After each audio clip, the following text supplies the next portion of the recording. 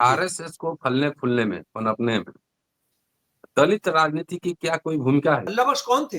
अल्लाह बख्श का मई 1943 के अंदर मुस्लिम लीगियों ने हत्या कराई, बिल्कुल उसी वजह से जिस वजह से गांधी जी की हत्या कराई गई। गांधी की हत्या। विशेषकर जो लेफ्ट है उसने आरएसएस को जो एक बहुत प्यारा चेहरा, एक डेमोक्रेटिक चेहरा देने के अंदर जो रोल अदा किया, उसको कभी नहीं भुलाया जाएगा। आरएसएस की गतिविधियां सरकार और राज्य व्यवस्था के अस्तित्व के लिए खतरा थी। हमें मिली रिपोर्टें बताती हैं कि प्रतिबंध के बावजूद वो गतिविधियां समाप्त नहीं हुई हैं। दरअसल समय बीतने के साथ आरएसएस की टोली अधिक उग्र हो रही है और विनाशकारी गतिविधियों में बढ़ चढ़कर हिस्सा ले रही है। कौन कह रहे हैं? सरदार पटेल कह रहे हैं। ये सरकारी दस्तावेज हैं जिसको प्रोफेसर गोहा ने बाकायदा पुलिस के रिकॉर्ड से पेश किया है कि करोल बाग के अंदर, मथुरा के अंदर गोलवलकर ने कहा हम गांधी को छोड़ेंगे नहीं, हम नेहरू को छोड़ेंगे नहीं।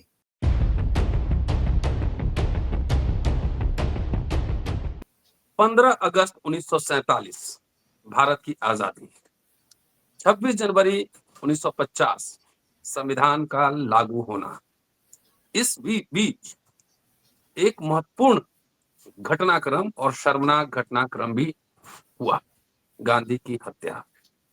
26 जनवरी 1950 को जब संविधान बना तो आरएसएस और इसकी पॉलिटिकल पार्टी जनसंघ, हिंदू महासभा, तमाम ऐसे संगठन ने संविधान और संविधान से निकले भारतीय गणराज्य का विरोध किया कि यह भारतीय मिजाज के हिसाब से नहीं। गांधी की हत्या की वजह से आरएसएस पर बैन लगा और बाद के दिनों में भी कई बार आरएसएस पर बैन लगा। इसके बावजूद आरएसएस 1950 से फ्लरिश करता रहा और पहले जनसंघ उनकी पार्टी थी, उसके बाद 1980 में अटल बिहारी वाजपेयी और लाल कृष्ण आडवाणी के नेतृत्व में भारतीय जनता पार्टी बनी। 90 में मंडल कमीशन और मंडल के खिलाफ कमंडल, और धीरे धीरे जो इंजीनियरिंग हुई उसका रिजल्ट सामने है। 17 साल तकरीबन बीजेपी शासन चला चुकी है भारत में। अगर 75 साल अगर जोड़ लें, 50 से लेके अब तक 17 साल चला चुकी है। अभी 4 साल मोदी साहब का बाकी है। आखिर जो सांस्कृतिक संगठन है जिसका कोई रजिस्ट्रेशन नहीं है, कोई मेंबरशिप नहीं है, वो संगठन धीरे धीरे कैसे फ्लरिश करता रहा और भारत में शासन हुकूमत चला रहा है, ये सीखने और समझने की भी जरूरत है। 70 के दशक में जमाते इस्लामी हिंद और आरएसएस के सदस्यों पर जो सरकारी नौकरी में हैं उनकी सदस्यता लेने पर बैन किया गया। पिछले साल मोहन भागवत ने यह कहा था कि जो सरकारी कर्मचारी हैं वो भी आरएसएस के शाखाओं में जा सकते हैं और मेंबरशिप नहीं, मेंबरशिप जाना कोई बुरी बात नहीं है, लेकिन जाकर वहां मेंबरशिप लिखवाएं, नाम लिखवाएं तो बात बनी। इस एपिसोड में 50 के बाद जो डेवलपमेंट्स हैं और अब तक का डेवलपमेंट्स है, क्या भारतीय गणराज्य, भारतीय संविधान पर खतरा है? खतरा है तो किससे खतरा है, ये सब समझने की कोशिश है। दोस्तों, रतनलाल बोल रहा हूँ और आप देख रहे हैं अम्बेडकरनामा। शमसुल इस्लाम साहब लगातार अम्बेडकरनामा पे अपनी बात रख रहे हैं।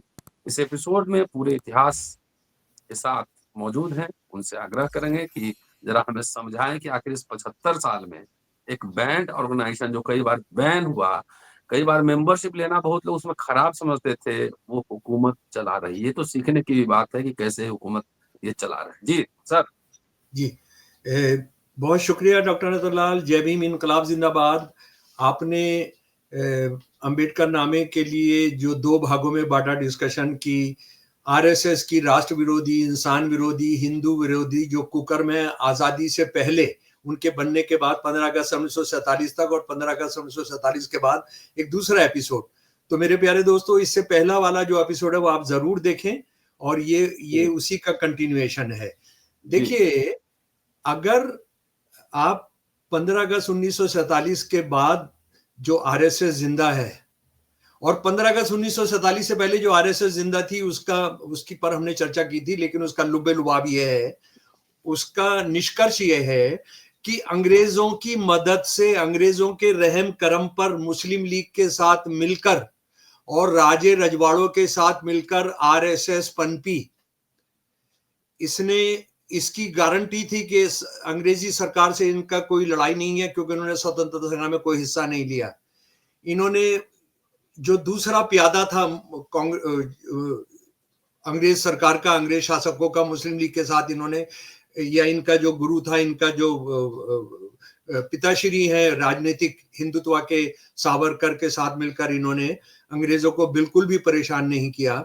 इनका एक आदमी कभी जेल में नहीं गया। इन्होंने कभी एक लाइन की चिट्ठी नहीं लिखी कि अंग्रेजी सरकार आपसे हमको कोई परेशानी हो रही है।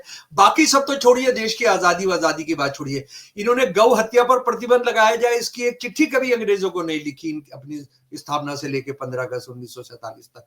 ये सारा काम ये करते रहे, और मनुस्मृति लाना ये सब करते रहे। पर 15 अगस्त 1947 को तो हम ये जानते हैं कि दुनिया का एक महानतम एक प्रजातंत्र के रूप में हमारा देश विकसित हुआ, और जिसमें इस देश के मसीहा, क्योंकि हम बाबा साहब को सिर्फ दलितों का मसीहा कह देते हैं, बहुजनों का मसीहा कहते हैं, इस देश के मसीहा के नेतृत्व में एक संविधान बना जिसने पहली बार आधुनिक दुनिया के इतिहास में इंसान की डिग्निटी को मुख्य मुद्दा बनाया, फ्रेटर्निटी को मुख्य मुद्दा बनाया। दुनिया के किसी संविधान में नहीं। और संविधानों ने बराबर के अधिकार दिए हैं, सारे भेदभाव को कहा है कि हम नहीं मानते, हम औरत मर्द इंसान किसान मजदूर सारे धर्म और लोगों को एक मानते हैं। लेकिन ये पहला संविधान था जिसने कहा कि इंसान की डिग्निटी, इंसान का जो बंधुता है, जो उसकी इंसानियत जो है वो बरकरार रखने के लिए ये संविधान काम करेगा। ठीक है। 15 अगस्त 1947 के बाद इन्होंने बहुत जल्दी में थे आरएसएस वाले, और उनको ये था कि ये गांधी की वजह से 15 अगस्त 1947 के बाद ये हिंदू राष्ट्र नहीं बन सका। आप जानते हैं पहले वाले एपिसोड में हमने बात की थी कि कैसे ये हिंदू परंपराओं पर, हिंदू धर्म पर, हिंदू रीति रिवाजों पर, हिंदू संस्कृति पर ये देश चलेगा। वो तो चला नहीं था। गांधी उसमें एक रोड़ा थे, अंबेडकर उसके अंदर एक रोड़ा थे, जिसकी हम आमतौर पर बात नहीं करते हैं जी। तो ये अल्लाह बख्श उसके लिए एक रोड़ा थे, जो मुसलमानों के एक बड़े लीडर के तौर पर उभरे थे। तो ये मुस्लिम लीग विरोधी मुसलमानों के नेता के तौर पर उभरे थे। तो इसके बाद उन्होंने ये किया कि इनको लगता था कि यार ये क्या गड़बड़ हो गया, तो गोलवलकर ने कहना शुरू किया हम किसी को छोड़ेंगे नहीं। ये सरकारी दस्तावेज हैं जिसको प्रोफेसर गोहा ने बाकायदा पुलिस के रिकॉर्ड से पेश किया है कि करोल बाग के अंदर, मथुरा के अंदर गोलवलकर ने कहा हम गांधी को छोड़ेंगे नहीं, हम नेहरू को छोड़ेंगे नहीं, हम जो भी हिंदू राष्ट्र के सेना के सामने आएगा हम उसको छोड़ेंगे नहीं, हम उसको मार देंगे। और उसका नतीजा ये हुआ कि गांधी जी की 30 जनवरी 1948 को हत्या कर दी गई। और इस हत्या के अंदर सीधा का सीधा जो लोग शामिल थे, उसको किसी और की बात छोड़िए, ये जिनको बहुत प्यार करते हैं ये सरदार पटेल को, सरदार पटेल ने क्या कहा जरा सा उसको हम लोग समझना चाहिए। सरदार पटेल की सबसे बड़ी, दुनिया की सबसे बड़ी मूर्ति लगवाई है, और सरदार पटेल ने आरएसएस के बारे में जो किया, जरा सा उसको मेरे प्यारे दोस्तों आप लोग सुन लें। आप हम जो है ओरिजिनल दस्तावेजों पर बात करते हैं, मूल दस्तावेजों पर बात करते हैं। ये 4 फरवरी 1948 को गांधी जी की हत्या के 4 दिन के बाद ये आदेश जारी किया गया होम मिनिस्ट्री की तरफ से। होम मिनिस्ट्री जो सरदार पटेल के पास थी, पाबंदी लगाने की वजह बताते हुए कहा गया संघ के स्वयं सेवक अनुचित कार्य भी करते रहे हैं। देश के विभिन्न भागों में इसके सदस्य व्यक्तिगत रूप से आगजनी, लूटमार, डाके, हत्याएं तथा लुक छुपकर शस्त्र, गोला और बारूद संग्रह करने जैसे हिंसक कार्रवाइयां कर रहे हैं। यह भी देखा गया कि ये लोग पर्चे भी बांटते हैं जिससे जनता को आतंकवादी मार्गों का अवलंबन करने, बंदूकें एकत्र करने तथा सरकार के बारे में असंतोष फैलाकर सेना और पुलिस में उपद्रव कराने की प्रेरणा दी जाती है। ये सरदार पटेल के मंत्रालय का कम्युनिके है, बैन करने का जो आदेश है उसके अंदर। और उसके बाद बात यहीं पर नहीं है, सरदार पटेल ने 11 नवंबर 1948 को एक चिट्ठी लिखी। किसको चिट्ठी लिखी? ये चिट्ठी लिखी श्यामा प्रसाद मुखर्जी को।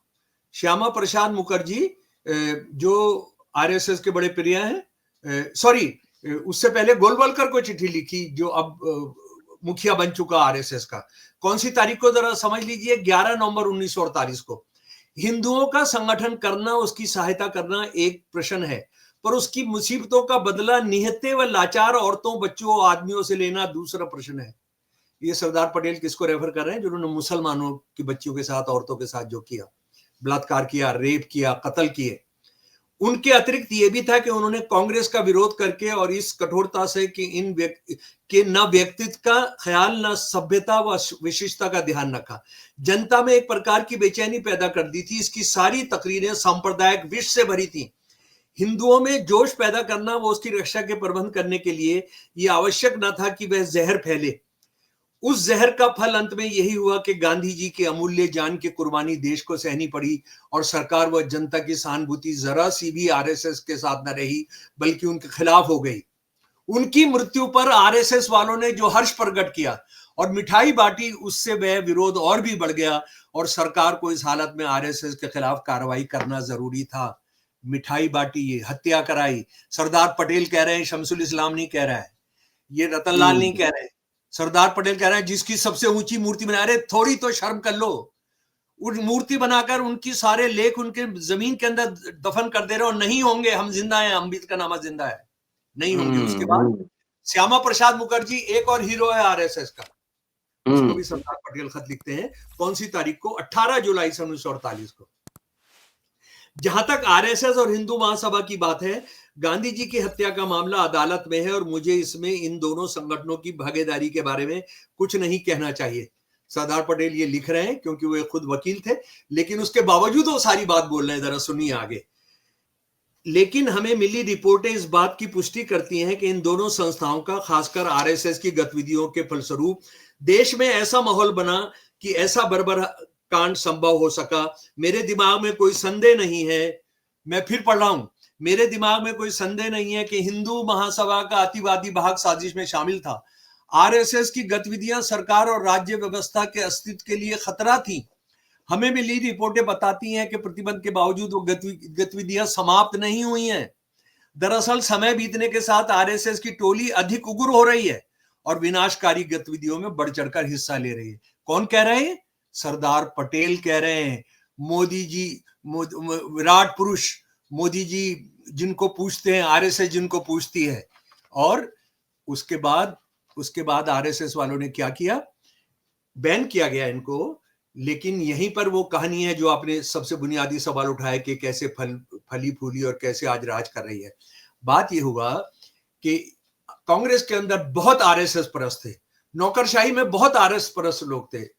नेहरू की तमाम कोशिशों के बावजूद, और आप उसको नेहरू और सरदार पटेल के खत किताबत से भी आप जान सकते हैं। निर्जा सिंह की किताब है जिसको आपने देखना चाहिए, ओरिजिनल है, तो वो उससे हमको अंदाजा होता है कि नेहरू को घेर के इस तरह का माहौल पैदा कर दिया गया कि अरे यार आरएसएस वाले सुधर गए, इन्होंने देखिए संविधान बना लिया है, ये राजनीति में हिस्सा नहीं लेंगे। इस आश्वासन पर इन पर से पाबंदी हटा ली गई।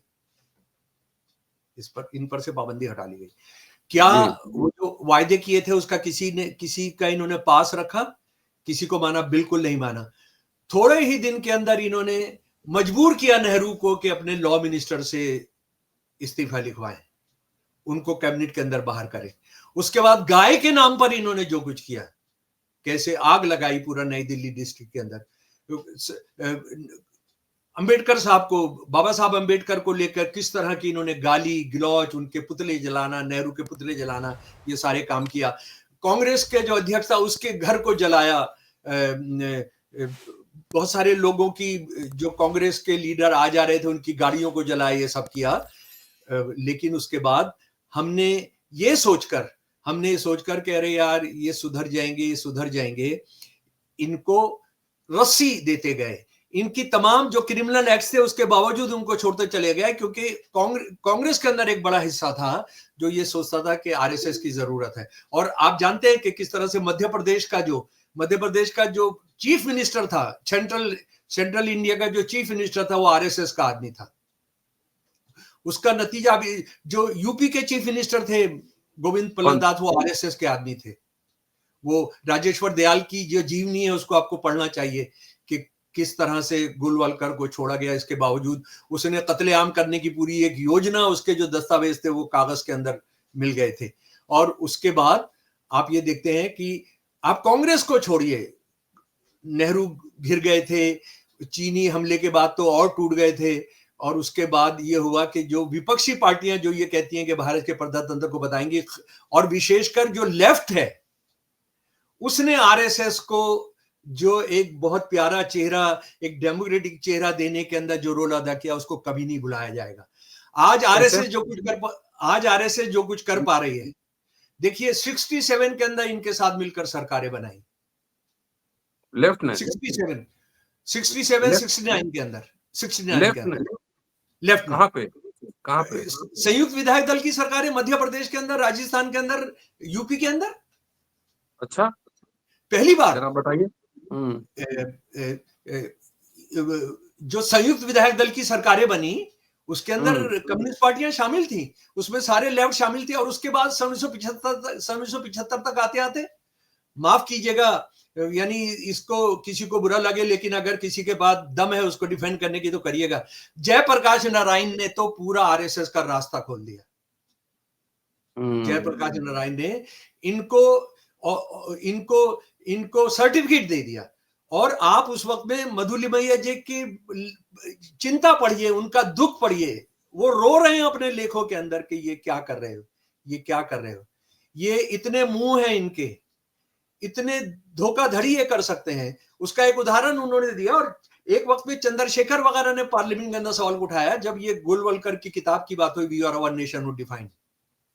इसका मैंने हिंदी किया है, इसका हिंदी करके उसका अपनी एक आलोचना के साथ किया, देश की तमाम भाषाओं के अंदर है वो, आप उसको जरूर देखना चाहिए कि मुसलमान इस देश में नहीं रह सकते हैं, उनको बाहर करना है। उसके बाद उसने अपनी बंच ऑफ थॉट के अंदर नवनीत विचार जो हिंदी में उसमें लिखा, मुसलमान नंबर 1 दुश्मन है, ईसाई नंबर 2 दुश्मन है, नंबर 3 दुश्मन है कम्युनिस्ट। इस सब के बावजूद वो ये कह के कि अरे आरएसएस ठीक है, बस थोड़ा मुसलमान और ईसाइयों के खिलाफ है, लेफ्ट नहीं समझ पाया, कांग्रेस के बहुत बड़ी लीडरशिप नहीं समझ पाई कि ये हिंदुओं के असली दुश्मन है, ये प्रजातंत्र के दुश्मन है। सन 1940 के अंदर गोलवलकर कह चुका था, 1600 सारे देश के आए हुए इसके लीडिंग कैडर थे, इसके होल टाइमर थे, इसके जी। डॉक्टर अंबेडकर ने 1951 में अपने घोषणा पत्र में, शेड्यूल कास्ट फेडरेशन के घोषणा पत्र में स्पष्ट रूप से लिखा है कि आरएसएस और हिंदू महासभा जैसे प्रतिक्रियावादी संगठनों से हमारा कोई समझौता नहीं होगा। क्या ये नेहरू भी नहीं समझ पाए और जयप्रकाश लेफ्ट के लोग नहीं समझ पाए? बाद में कांशीराम का भी इमरजेंस हो रहा है, वो भी बीजेपी आरएसएस से मिलकर यूपी में सरकार बना रहे थे। क्या था हर असल में आप बिल्कुल सही कह रहे हैं। बात यह है कि ये एक नेशनल, एक भारत के साथ प्रजातंत्र और धर्मनिरपेक्ष बाबा साहब के बनाए हुए संविधान के भारत के साथ जो एक धोखाधड़ी की गई, जिसमें इस हमाम में सब नंगे हैं, इस हमाम में सब नंगे हैं, लेफ्ट कुछ कम्युनिस्टों को छोड़कर बाकी सब इस हमाम के अंदर सबके सब नंगे हैं। हालांकि आप समझ रहे हैं, अब तो राहुल गांधी और उनकी बहन भी समझ रही हैं कि ये क्या हुआ है। आपको मैं बताता हूं, कांग्रेस ही भी अपनी विरासत को नहीं जानते हैं। एक यूपी के अंदर एक कांग्रेस का लीडर था गोविंद साय, नौजवान थे, और उसको गोविंद वल्लभ पंत उसको चाहते नहीं थे, लेकिन कांग्रेस नेहरू के कहने पर उनको पार्लियामेंट्री सेक्रेटरी बना दिया गया। पार्लियामेंट्री सेक्रेटरी वो होते हैं जो कैबिनेट नहीं होता, लेकिन उनको पार्लियामेंट के मामलों को, यानी वहां की विधानसभा को लेकर पार्लियामेंट्री सेक्रेटरीज होते हैं, अभी भी होते हैं। उन्होंने 5 किताबें लिखी हैं आरएसएस के डॉक्यूमेंट्स को लेकर। मैंने ये देखा है कि मैंने जो डॉक्यूमेंट्स हासिल की, लगभग उसमें से 40% डॉक्यूमेंट उनको भी उपलब्ध थी। उन्होंने छोटे छोटे पैम्फलेट लिखे। मुझे पैम्फलेट लिखने की प्रेरणा गोविंद साय जी से ही मिली। वो उन्होंने हजारों की तादाद में छापकर उसको बांटा, लेकिन वो भी सारे के सारे गायब करा दिए गए। उन पर कांग्रेस के अंदर कोई बातचीत, कोई बहस नहीं कराई गई, और आज उसका नतीजा ये सारा देश गुजरा है। और लेफ्टिस्ट ने जो कराया, उसके बाद देखिए एक और जो शर्मनाक काम हुआ बौद्धिक स्तर पर, ये देश अटल बिहारी वाजपेयी के आने से पहले तो कांग्रेस के हाथ में ही था, एक साल 6 महीने किसी दूसरे की सरकार रही। सारी हिस्ट्री की एकेडमीज, हिस्ट्री के इंस्टीट्यूशन सारे के सारे तो अपने आप को लिबरल कहने वाले लोगों के साथ थे, लेफ्टिस्ट लोगों के साथ थे। उन्होंने क्या काम किया आरएसएस पर? क्या उन्होंने खोजी गोलवलकर की किताबें, गोलवलकर के खत, गोलवलकर के वो 7 वॉल्यूम जिसमें उसने राष्ट्र विरोधी, हिंदू विरोधी, इंसानियत विरोधी सारी बातें लिखी हैं, जिसको आरएसएस ने गायब करा दिया। मैंने भी तो कहीं से हासिल की ना वो पूरा 7 वॉल्यूम, ये आपको नहीं उपलब्ध थे। उसके बाद आपने सावरकर की कितने माफीनामे आपने पता कराया? आपने बिल्कुल पता नहीं कराया। आप किस पर काम करते रहे? मिडिवल इंडिया पर काम करते रहे। मिडिवल इंडिया पर काम करना कोई बुरा नहीं था। मिडिवल इंडिया सेकुलर था। अरे जो सेकुलरिज्म शब्द ही नहीं हो सकता था, और मिडिवल इंडिया इसलिए मुगल राज कर रहे थे क्योंकि हिंदुओं की ऊंची जातियां उसके साथ थी, सिर्फ इस वजह से। आप अंग्रेजों के साथ भी, अंग्रेजों के साथ भी, अंग्रेजों के साथ भी थी। अच्छा, उसके बाद आप जो है, जो मैं एक शमसुल इस्लाम के तौर पर मैं बहुत आहत और बहुत हर्ट महसूस करता हूं कि मैं एक ऐसे परिवार से आता हूं जो मुस्लिम लीग के खिलाफ, जिसने बहुत बहुत बड़े पैमाने पर हिस्सेदारी की थी। आजाद मुस्लिम कॉन्फ्रेंस, मुस्लिम लीग के पाकिस्तान प्रस्ताव पास करने के 25 दिन के अंदर दिल्ली के अंदर मुसलमानों का सबसे बड़ा कॉन्फ्रेंस होता है। उस वक्त कहा जाता है इस्लाम मुसलमानों के इतिहास में कभी इतना बड़ा कॉन्फ्रेंस नहीं हुआ। उसको लीड किया था अल्लाह बख्श साहब ने, जो सिंध के चीफ मिनिस्टर थे उस वक्त, प्राइम मिनिस्टर कहते थे चीफ मिनिस्टर को। उन्होंने जो कॉन्फ्रेंस के जो दस्तावेज पेश किए, 2 नेशन थ्योरी के खिलाफ, द्वै राष्ट्रीय सिद्धांत के खिलाफ जो किताबें जमीयतुल उलमा ने छापी, लाखों की तादाद में बांटी मुसलमानों में, एक आने में, 2 आने के अंदर, वो जो किताबें हैं आज यूनिवर्सिटीज के अंदर हिंदू नेशनलिज्म पर, इस्लामिक नेशनलिज्म पर वो टेक्स्ट बुक होना चाहिए। कहां है वो? उसके बाद आप सावरकर की मूर्ति लगवा रहे हैं, ठीक है, लेफ्ट ने उसका विरोध किया, लेकिन उससे पहले तो हम सब लोगों ने मिलकर 40 मेंबर होते थे लेफ्ट के, उन्होंने अल्लाह बख्श की मूर्ति लगवा देनी चाहिए थी वहां पर। अल्लाह बख्श कौन थे? अल्लाह बख्श का मई 1943 के अंदर मुस्लिम लीगियों ने हत्या कराई, बिल्कुल उसी वजह से जिस वजह से गांधी जी की हत्या कराई। गांधी की हत्या कराई थी क्योंकि वे हिंदू राष्ट्र बनाने के सबसे बड़े रोड़ा थे, और अल्लाह बख्श वो थे जिन्होंने मुस्लिम लीग के खिलाफ सबसे बड़ा झंडा, सबसे बड़ी लड़ाई शुरू की थी, और मुसलमानों का सबसे बड़ा मजमा बुलाया था उन्होंने दिल्ली के अंदर। उसके प्रस्ताव कहाँ हैं? कोई जानता है? उसका जो तराना है पाकिस्तान चाहने वालों से, शमीम करानी साहब का, कोई जानता है? कोई स्कूल में पढ़ाया गया उसको? कॉलेज में पढ़ाया गया? सारे मुसलमान मुस्लिम लीग के साथ थे। ये आपने आरएसएस की पॉलिटिक्स को करने दिया, क्योंकि मैं सीधा इल्जाम लगा रहा हूं, बल्कि आपको जिम्मेदार ठहरा रहा हूं, जो अपने आप को ठेकेदार बोलते हैं भारत के इतिहास को समझने, और जिन्होंने इतिहास की एजेंसीज उनके पास थी, उन्होंने आरएसएस को सत्ता में लाने में बहुत बुनियादी रोल अदा किया। उसने एक दूसरा पक्ष है जिसमें आरएसएस गद्दारी करता है। आरएसएस हिंदू मुसलमान का सवाल बनाता है, लेकिन मुसलमान मुस्लिम लीग के साथ नहीं थे। इसको पूरे उन्होंने कभी समझने नहीं दिया गया, जानने नहीं दिया गया। तो आज आरएसएस पावर के अंदर है। मैं एक और बात कहता हूं, आज आरएसएस ने सबसे ज्यादा हिंदुओं के बीच में जो उग्र प्रसार किया, वो किसको किया? गाय को लेकर किया, कि मुसलमान जो है वो गाय। गोलवलकर ने सन 1960 के अंदर एक भाषण दे दिया कि मुसलमानों के आने के बाद गौ हत्या शुरू हुई, और ये इसलिए शुरू हुई, और अंग्रेजों के आने के बाद भी गौ हत्या शुरू हुई, कि वो हिंदुओं की जो भी पूजनीय चीजें थी उसको वो जलील करना चाहते थे, उसको अपमानित करना चाहते थे। इतना बड़ा झूठ बोल दिया। अगर ये लेफ्ट वाले हैं, जो लेफ्ट इंटेलेक्चुअल हैं, अगर इनको जरा सा भी पढ़ा होता और ये नालायक और अज्ञानी ना होते, तो आप ये समझ लीजिए कि इनको ये पता होना चाहिए था कि एक बार नहीं, 2 बार नहीं, 10 बार विवेकानंद जी ने कहा कि आप ब्राह्मण नहीं हो सकते अगर आप गैया का मीस नहीं खाते थे। मनुस्मृति कितनी बार कह रही है कि अगर आप बलि नहीं चढ़ाओगे जानवरों की, तो आप अगले रूप में जो पैदा होगे, आप जानवर के रूप में पैदा होगे। ये पार्लियामेंट के अंदर इतने मेंबर पार्लियामेंट पड़े रहते हैं हमारी लेफ्ट के और कांग्रेस के, ये एक बार नहीं पढ़ सके विवेकानंद के ये कथन ये विवेकानंद जी ने अद्वैत आश्रम ने जो 7 वॉल्यूम छापे हैं इंडियन कल्चर के अंदर लेख है पूरा का पूरा कि किस तरह से वैदिक पीरियड के अंदर किस तरह से अघन्या था कि आप गाय को नहीं काटेंगे। भोगना था कि अगर मेहमान आएंगे या भगवान आ गए या ऋषि आ गए या आपका दामाद आ गया तो आप गैया की बलि देंगे, उसके बिना उसका सत्कार हो ही नहीं सकता है। ये किसी ने नहीं पेश किया। ये इतिहास था या नहीं था? जब वो कह रहे हैं सनातन धर्म, DN झा ने किताब लिखा था Holi the myth of Holika जी क्या बात है। हाँ, वो तो बैन। बाबा साहब, मैं फिर आपसे हाथ जोड़कर निवेदन करता हूँ, हाथ जोड़कर क्या कहता हूँ, ये मुट्ठी बांध कर कहता हूँ, बाबा साहब का लेख पढ़िए, did Hindus never eat beef in ancient India. पढ़िए उसको पढ़िए, इंटेलेक्चुअल बनिए। 3-3 हजार गाय की बलि दी गई इंदर की दावत के अंदर।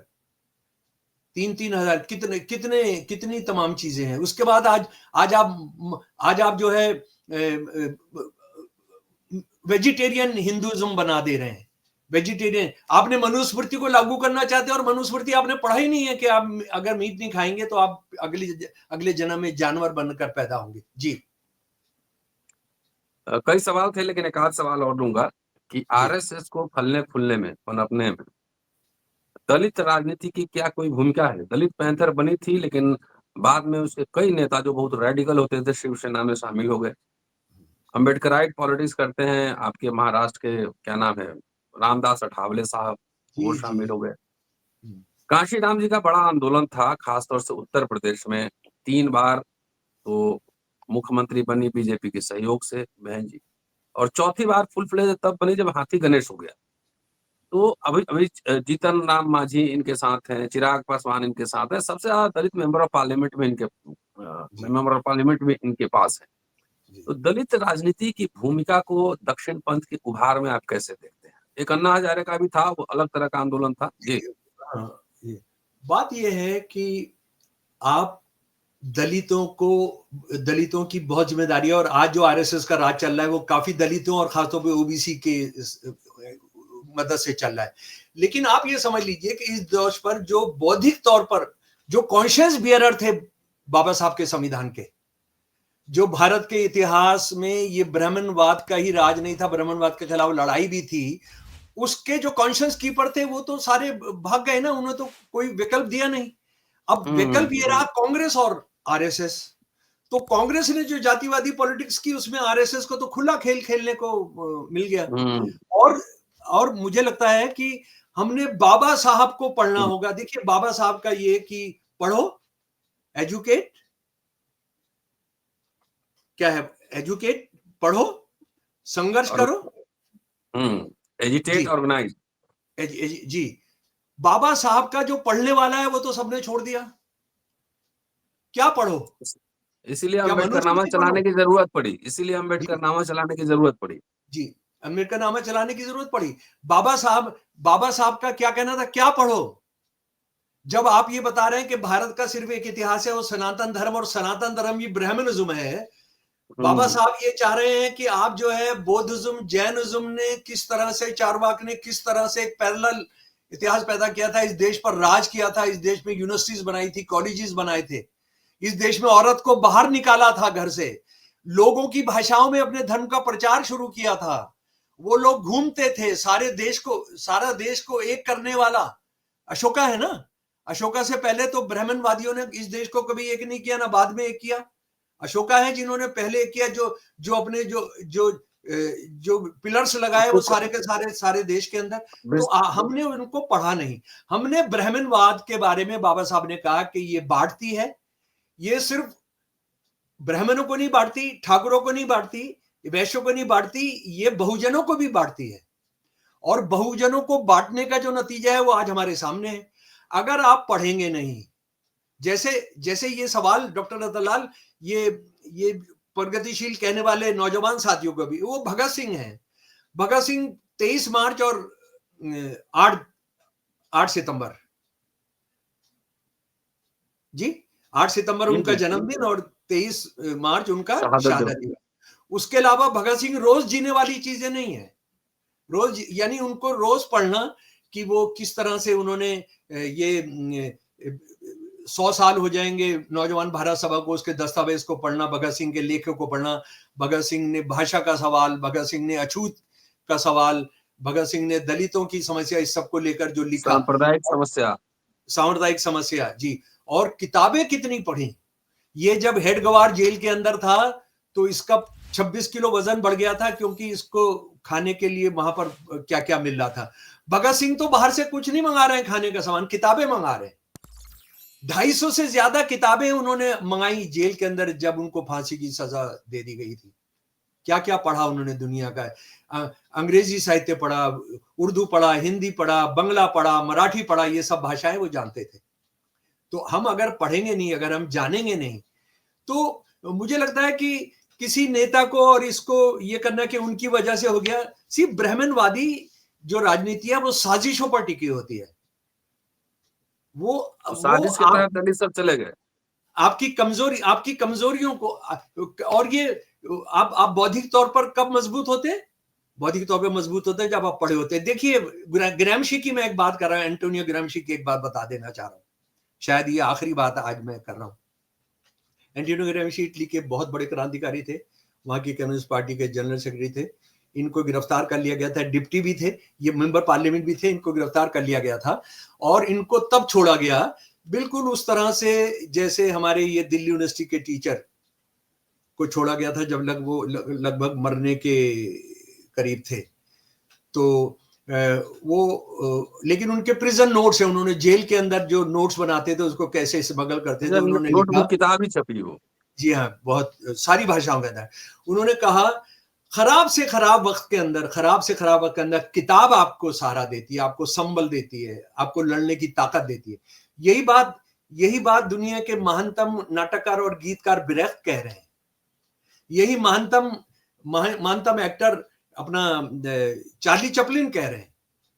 उन्होंने भी तो फैसिज्म का सामना किया, वो लड़े, हथियार नहीं डाले, कि किताब विचार आपको देते।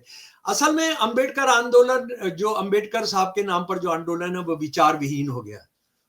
उनको तुरंत हमने कुछ खाना है, तुरंत हमने कुछ हासिल करना है, पावर, ये सारा सो कॉल्ड पावर जी, पावर चाहिए। और ब्राह्मणवाद के झंडे तले पावर चाहिए, उससे इंडिपेंडेंट नहीं, उसके साथ मिलकर। ब्राह्मणवाद तो ये कभी भी कर देगा ना। ब्राह्मणवाद तो मुगलों को बर्दाश्त किया, ब्राह्मणवाद ने मुसलमान नाम का शासन 1000 साल बर्दाश्त किया, क्योंकि इनको शामिल कर लो, बस इनको शामिल कर लो। तो तुम ब्राह्मणवादी जो 1% 2% है उनको राज दे दो, बाकी तुम भी जरा सा हिस्सा ले लो। चलिए सर, बहुत पूरी रोटी उनके पास रहेगी, तुम एक टुकड़ा ले लो। तुम पूरी रोटी की लड़ाई लड़ो और कौट टुकड़ा तुमको मिलेगा ब्राह्मणवादियों, ये जरा सी देर के अंदर तुमको बता देंगे औकात। चलिए, शुक्रिया सर बहुत शानदार बातचीत के लिए। और शमसुल साहब से अगली बार जब मिलेंगे तो एक मेरी इच्छा है कि पब्लिक सेक्टर यूनिट का निर्माण भारत में कैसे कैसे हुआ, जमींदारी उन्मूलन का क्या इतिहास है, बैंक नेशनलाइजेशन का क्या इतिहास है, और इंस्टीट्यूशंस के बनने का क्या इतिहास है, सीरीज हम चलाते हैं। और खास तौर से मैं दलित समाज को एड्रेस कर रहा हूँ कि आपको जो कुछ भी मिला है, ना आपकी जमींदारी थी, ना आप बैंकर थे, ना रजवाड़े थे, कुछ नहीं थे, जो कुछ भी मिला है वो भारतीय संविधान और भारतीय गणराज्य में मिला है। और इसमें रिजर्वेशन की वजह से मिला है। वही अफर्मेटिव एक्शन रिजर्वेशन, अम्बेडकर साहब की भूमिका है, जवाहरलाल नेहरू की भूमिका है, इंदिरा गांधी की भूमिका है, जगजीवन राम की भूमिका है। वो पूरा अफर्मेटिव, क्रिटिक 50 तरह के हो सकते हैं, लेकिन जो पॉजिटिव पॉइंट्स हैं उसको भी हमको चर्चा करनी चाहिए। इवन राजीव गांधी के समय भी पब्लिक सेक्टर यूनिट बन रहे थे, स्पेशल रिक्रूटमेंट ड्राइव हो रहा था, जवाहर नवोदय विद्यालय बन रहे थे जिसमें दलितों के बच्चे भी पढ़ रहे थे। लेकिन आज क्या हाल है, इससे कॉम्परेटिव एनालिसिस बनता ही है। तो शुरू करेंगे पहले जमींदारी उन्मूलन से, फिर प्रीवी पर्स से, और फिर बैंक नेशनलाइजेशन और पब्लिक सेक्टर यूनिट का निर्माण। देखते रहिएगा अम्बेडकर नामा, यहाँ हर बात ऑथेंटिक होती है, कथा कहानी के लिए कोई जगह नहीं। शुक्रिया। आरएसएस मुर्दाबाद, भारत का प्रजातांत्रिक सेकुलर संविधान जिंदाबाद, अमर है, अमर है, अमर है।